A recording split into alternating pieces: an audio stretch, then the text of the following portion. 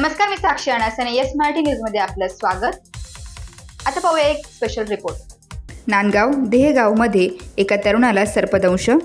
नांदगाव उमेश शिंदे, वय वर्ष 22, राहणार देहगाव. उमेश यांच्या घराजवळ कांद्याची चाळ आहे आणि त्या चाळीजवळ लाकूड आत बाहेर रचलेले होते.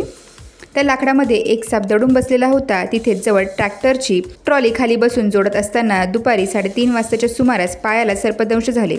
उमेश जोरात ओरडल्यामुळे घरातून उमेशच्या वहिनी बाहेर आल्या आणि खाली पायाजवळ बघितले तर रक्त पायातून वाहत होते आणि कांद्याच्या चाळीजवळ लाकूड रचलेले होते.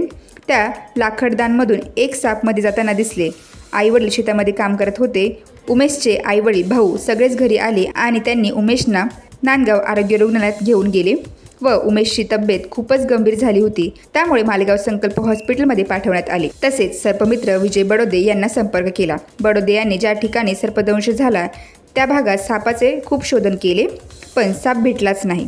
दुसऱ्या दिवशी कांद्याच्या चाळीत जवळ चेंबर होता. चेंबरच्या आजूबाजूला खूप रिक्त जागा होती. त्या ठिकाणाहून साप बाहेर आलेला दिसताच लगेच सर्पमित्र विजय बडोदे यांना संपर्क केला. बडोदे यांनी लगेच धाव घेतली आणि तो चेंबर तोडायला नागरिकांची मदत घेतली आणि मोठ्या शिताफीने साप बाहेर काढला.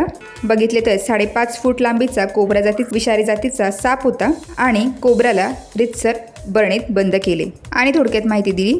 आपण परिसर स्वच्छ ठेवावा. उन्हाचे तापमान वाढल्यामुळे साप घर परिसरात गारव्याच्या ठिकाणी आसरा घेतात आणि कोब्रा सापाचे फोटो व्हॉट्सअपद्वारे संकल्प हॉस्पिटलमध्ये पाठवण्यात आले. उमेशला उपचार वेळेवर व्यवस्थित म्हणून उमेशचा जीव वाचला.